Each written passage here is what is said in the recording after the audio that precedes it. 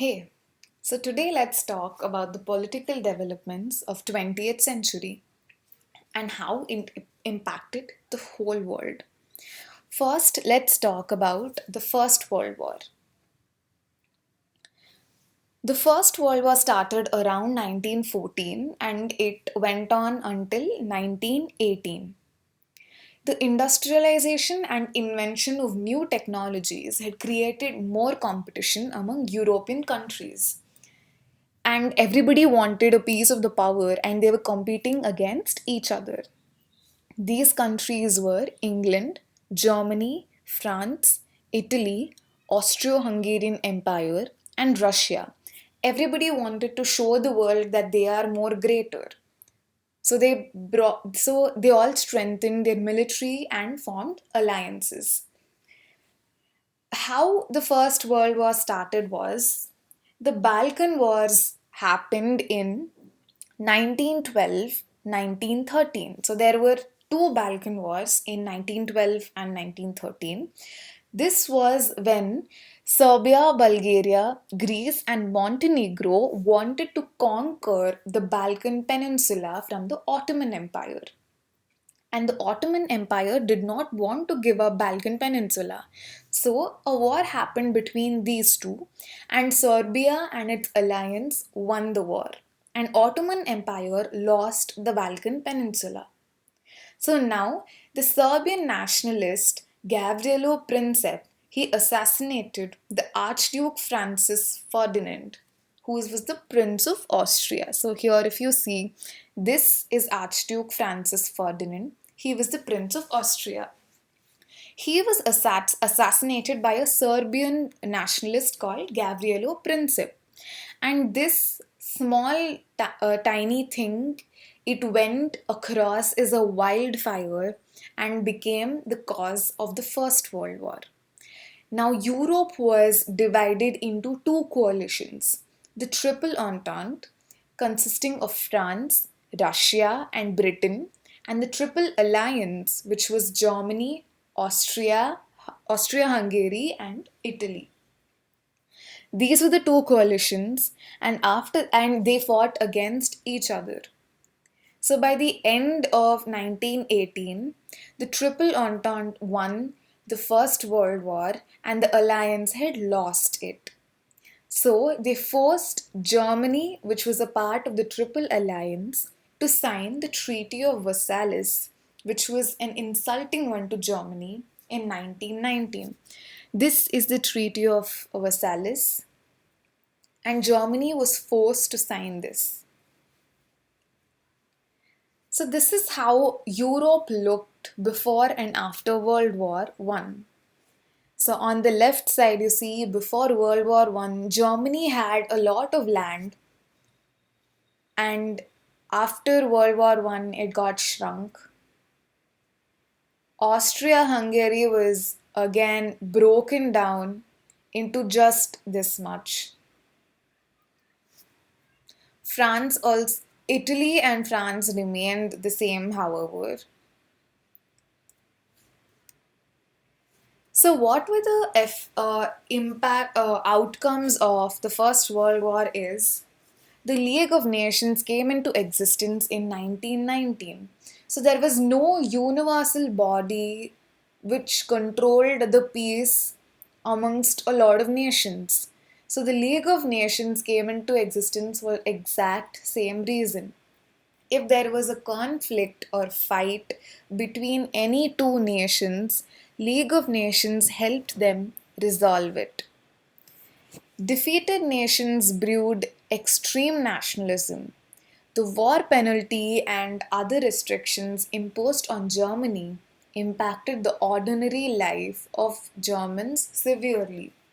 So, as you know, Germany lost the war and were forced to sign the Treaty of Versailles. So, Germany had lost a lot of its soldiers. Germany had lost a lot of its money because of the war. They did not have any weapons left. So, this brought down the economic situation of Germany. The industrialists exploited the unemployment and negative economic growth for their benefit. So, as even when Germany was sinking, the industrialists pushed them into sinking even more. So this helped dictators like Hitler's emerged, whose main agenda was to make Germany the only powerful nation in the world. They did not want any other country to have power like them.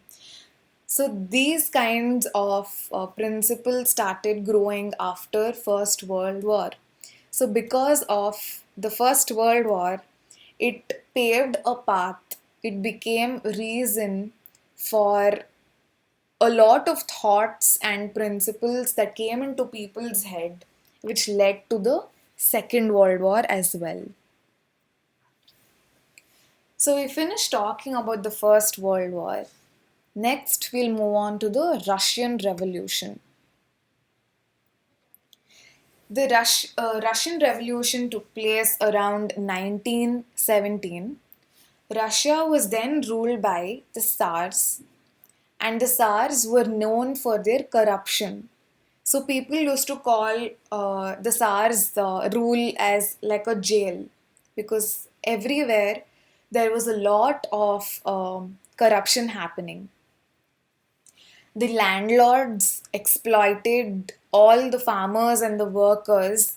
They did not have enough money, they did not have enough food, and they took all their land away. So, this led to a kind of an oppression, and people started hating the Tsar's rule. Japan, a small country from Asia, defeated Russia in 1905, made the rule of Tsars more unacceptable, and a lot of resistance against the Tsars started. So, after Japan defeated Russia, the people of Russia started boycotting this rule of Tsars, and a lot of fights and riots broke down in the country. Vladimir Ilyich Lenin guided the farmers and workers on the path of revolution. So, a leader emerges from this. His name is Lenin. He guided all the farmers and workers to the path of the revolution and went against the rule of Tsars. So, the last ruler of Tsar, that is Nicholas II, the second, he ran away from the country, and this was called the February 1917 revolution. So, after the February 1917 revolution, the power was shared by moderates called the Mensheviks, and they declared Russia as a republic. So, moderates in the sense they were not very poor people, they still had power in the society, probably like traders, industrialists, etc. So, the power was amongst the moderates now, and they called themselves as the Mensheviks. During this time, Lenin came back to Russia. So, this is Lenin, and he came back to Russia and called for peace, food, and land. This was supported by workers and farmers across Russia, because workers and farmers were not represented in the Mensheviks. They were more poorer than the moderates. So, they created something called the Bolsheviks Party, and this was called as the October Revolution. Lenin joined the revolutionary path and declared Russia as Socialist Republic Union. This is the October Revolution, and Lenin became the first president of the government. So, in the Russian Revolution, there's some term that came up and which got very famous, which is called communism. Communism is nothing but a theory or system of social organization in which all property is owned by the community itself. So, the property is not under one person like a landlord. He does not own everything. The property is shared or owned by the community, which is a group of everybody who's contributing. And each person contributes and receives according to their ability and needs. This is called communism as opposed to capitalism. Capitalism, what does it say? It says the power and the ownership lies within the small group of people who are worthy or who are much richer than others. But communism says all property is owned by community and not just some people. Lenin said the land belonged to the farmers. He implemented political and economical policies that ensured free health, schooling, and residence to all Russians.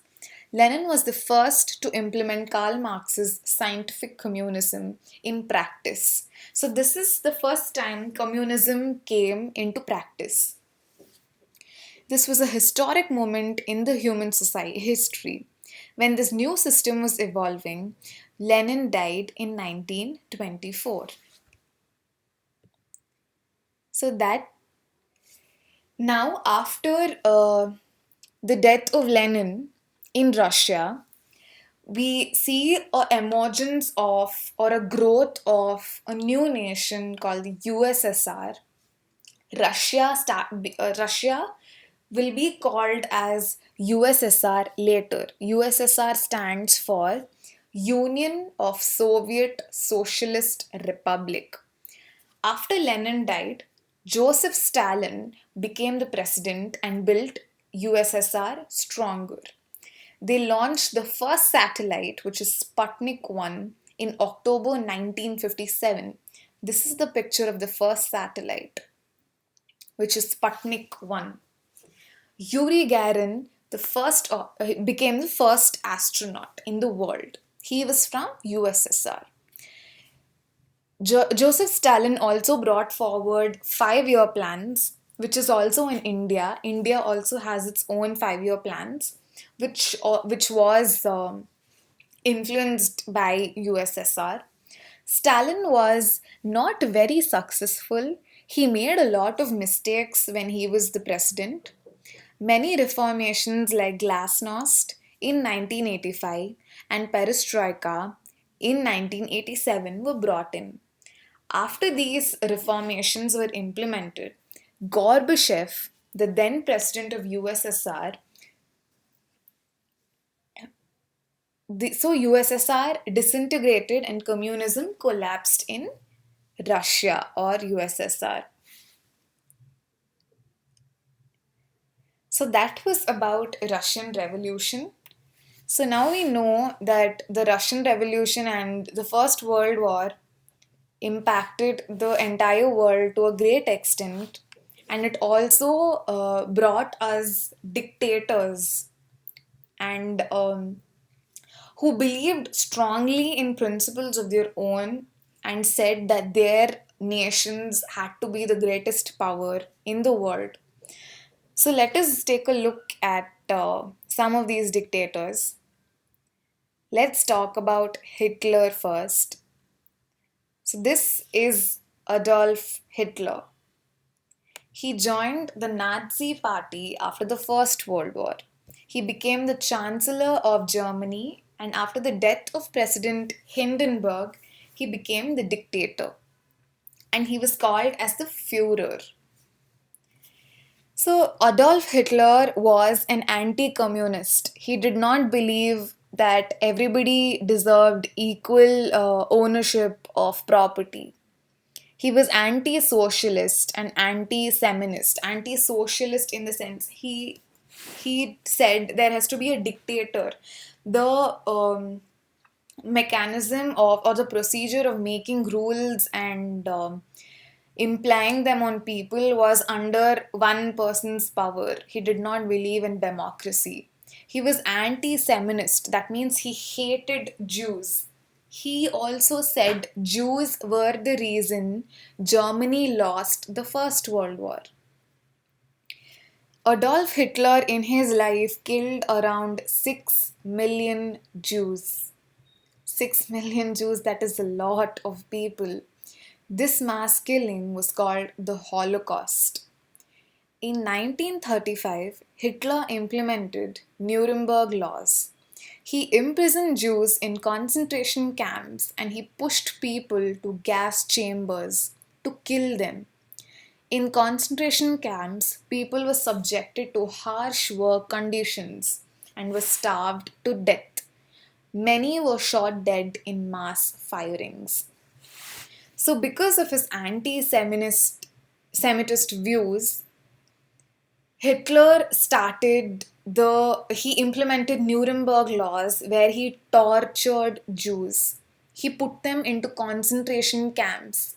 He used to put a lot of people into a small area. If you can see this picture, there are so many people in so small area.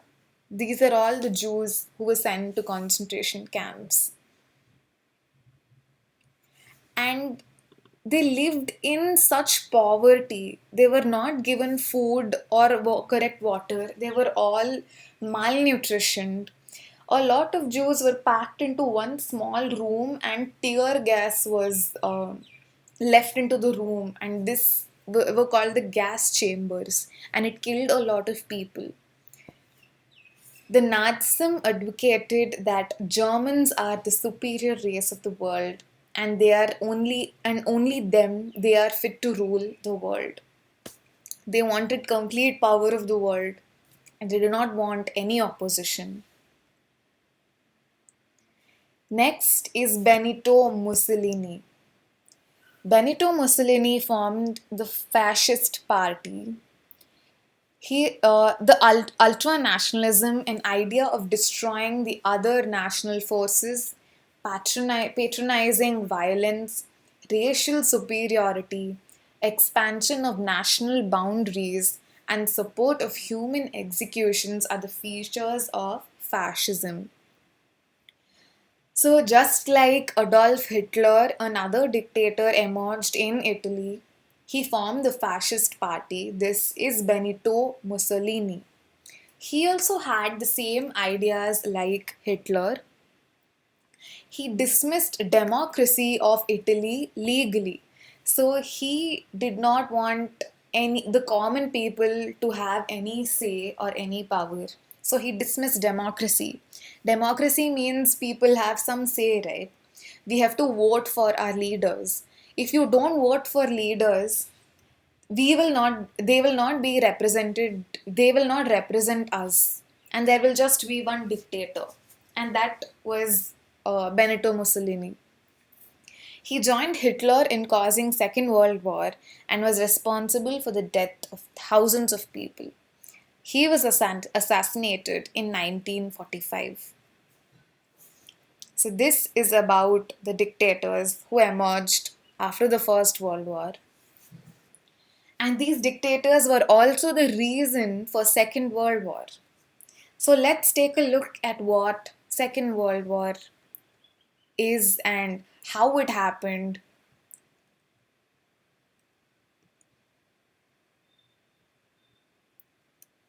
Second World War started around 1937 and it went on till 1945. The German-Soviet non-aggression pact between two countries agreed to take no military action against each other for the next 10 years. So, let's learn how Second World War started. So, by this time, Germany was dictated over by Adolf Hitler. And what was Adolf Hitler's main principle? He said only German has to rule over the entire world, and he did not want any opposition.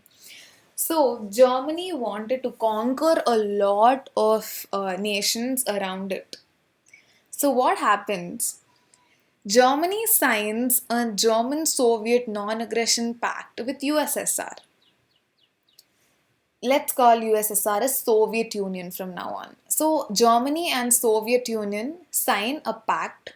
They say, let us help each other for the next 10 years. Let us not fight with each other.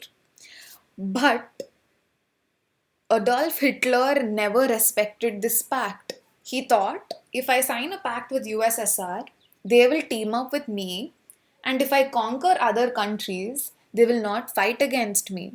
So they thought Soviet Union will remain silent and not harm them. So Adolf Hitler made this plan. He made USSR sign the pact and then he invaded Poland. So this started the Second World War. This exact event when Germany invaded Poland marked the beginning of Second World War. The main combatants were the Axis powers, which is Germany, Italy, and Japan. So, Italy had Benito Mussolini, Germany had Adolf Hitler, Japan. These three were called the Axis powers. And the Allies, which had France, Great Britain, United States, and Soviet Union. So these were the two main groups which fought against each other in Second World War. So I have a small video about the Second World War and it's really nice. You guys should take a look at it. The war in Europe began in September 1939 when Nazi Germany, under Adolf Hitler, invaded Poland. Using blitzkrieg tactics, the country was quickly overtaken. The world was shocked. Britain and France responded by declaring war on Germany, but took little action. This became known as the Phony War. But in 1940, German offensives rapidly defeated Denmark, Norway, Belgium, the Netherlands, and France. The British Army, meanwhile, was on the retreat, being evacuated from Dunkirk. Britain, alone, was attacked by Germany during the Battle of Britain and the Blitz. However, the Luftwaffe failed to defeat the RAF. In June 1941, Hitler invaded Russia under the codename Operation Barbarossa, and in December 1941, the Japanese attacked Pearl Harbor, bringing the USA into the war. Germany, Italy, and Japan formed the Axis powers, while Britain, Russia, and the USA made up the major combatants on the Allied side. In 1942, the Nazis implemented their final solution, a plan to exterminate all Jewish people. Critical battles followed that would dramatically change the course of the war. These were Midway in the Pacific Theatre, June 1942, El Alamein in Egypt, November 1942, and Stalingrad in Russia, January 1943.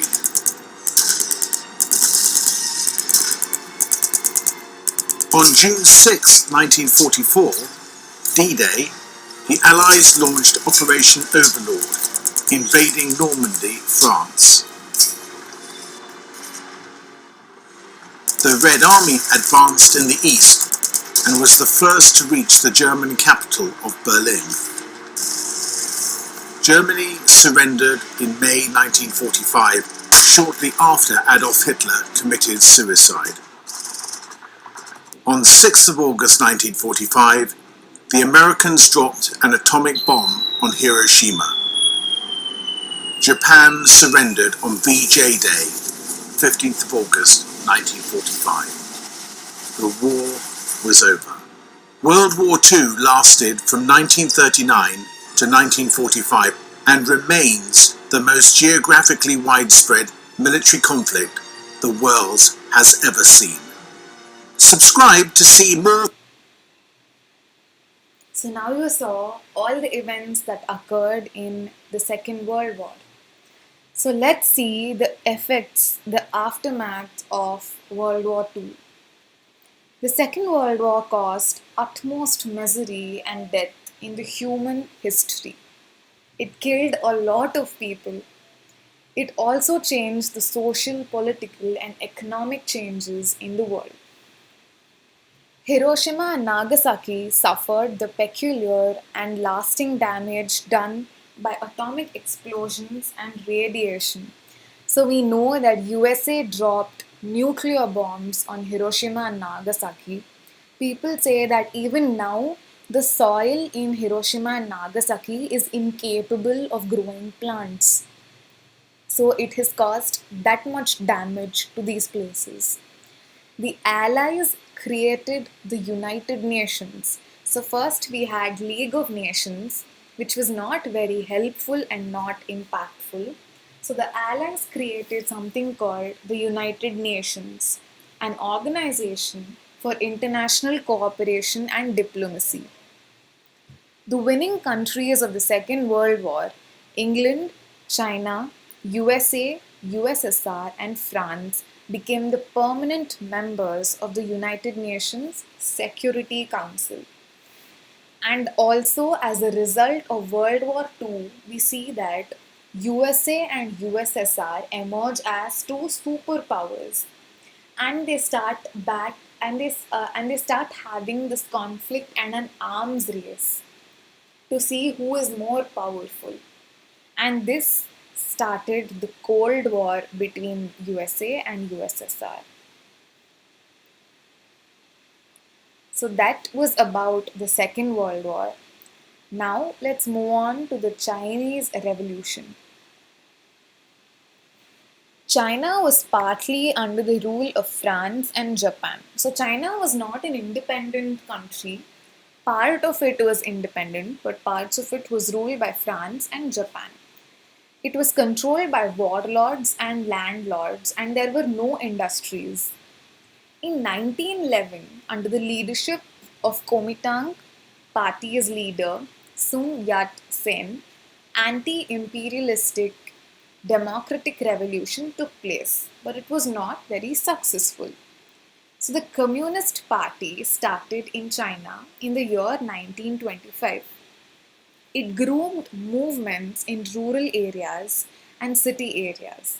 It supported farmers' movements and workers' movements. So we all understood how communism works. So a party formed under the principle of communism helped the farmers and the workers in China.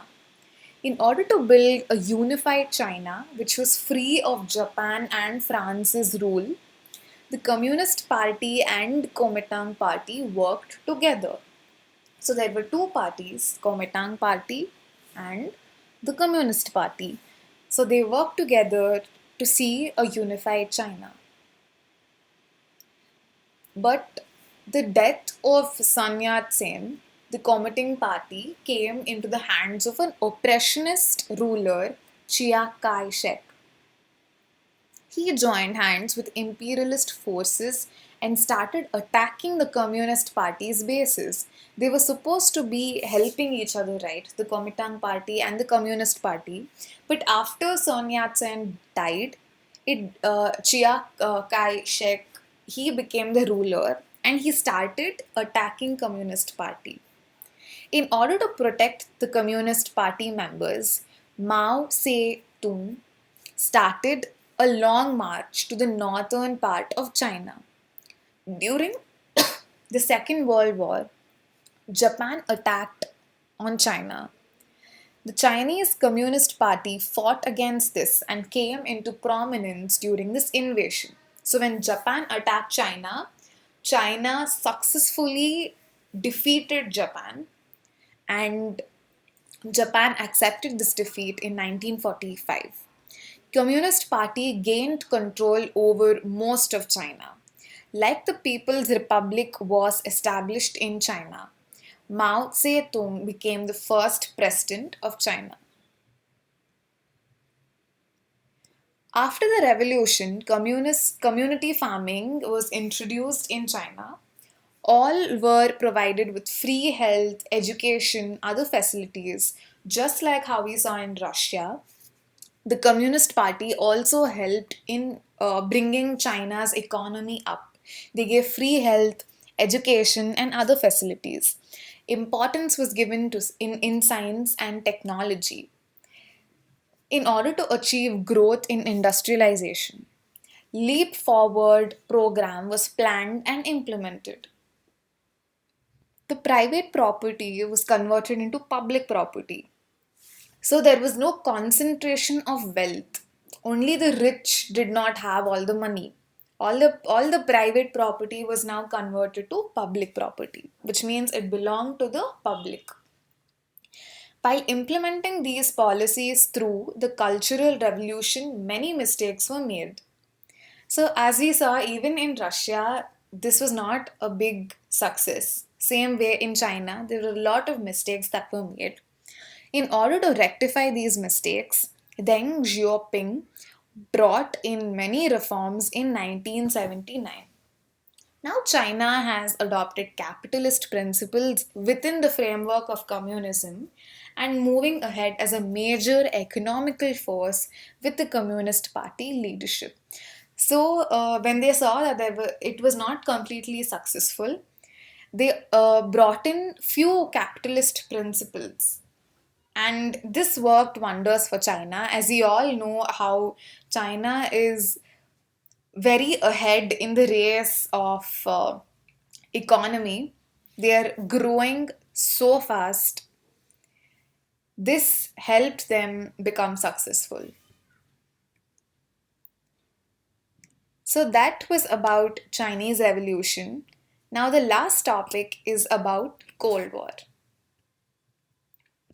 Now we know after Second World War there were two superpowers. One was USA and the other one was USSR, or called the Soviet Union. So Europe that time became divided into Eastern Bloc of nation and the West. The Eastern Bloc was led and controlled by Soviet Union, that is Russia. These countries were run by communist governments and had their own alliance called the Warsaw Pact. The Western countries, including United States, formed an alliance against communism, which was called NATO, SEATO, and CENTO. So United States followed capitalism, and USSR, that is Soviet Union, followed communism. These two alliances, NATO and the Warsaw Pact, would take part in an arms race war called the Cold War. The Cold War never really escalated into full war due to the fear of what could happen to the world if many countries started dropping atomic bombs. So there was this arms race between USA and USSR. Arms race means arms is nothing but weapons, military weapons, all sorts of guns and grenades, everything that can be used in a war. So both nations, that is USA and USSR, started manufacturing or producing a lot of weapons. They just wanted to manufacture and prove to each other how strong they were. They thought having a lot of weapons made them stronger. And they started even making nuclear weapons. Nuclear weapons, as we know, USA used it on Hiroshima and Nagasaki, and that's the only instance. And both of these nations started building their own nuclear weapons also. But fortunately, Cold War ended as it is, and there was no actual war where they got to use all these weapons. Because if everybody started dropping atomic bombs, the whole world would have crashed and burnt. There wouldn't be a world, actually. So, this Cold War between USSR and USA lasted for about 45 years. And it did bring a lot of changes, not physically, but it brought about a lot of reforms and helped or degraded both the nations then. So that was about the political developments of the 20th century. We covered a lot of topics, we covered a lot of wars, we covered a lot of violence. If you have any doubts about these, please leave comments. And there are many other movies that you can watch which are about the Second World War, First World War, and all the revolutions. You can read books written by Adolf Hitler and understand how he was thinking, what were his ideologies. And you can read a lot of speeches that were given by Winston Churchill during the Cold War. There's a lot of material out there. Don't just stick to this video or this chapter in your book. Please go and Google or read from Wikipedia about all of these events. There are much more smaller and more interesting stories or pictures or videos you will find all over the internet. So that's it for today. I'll meet you in the next class. Bye.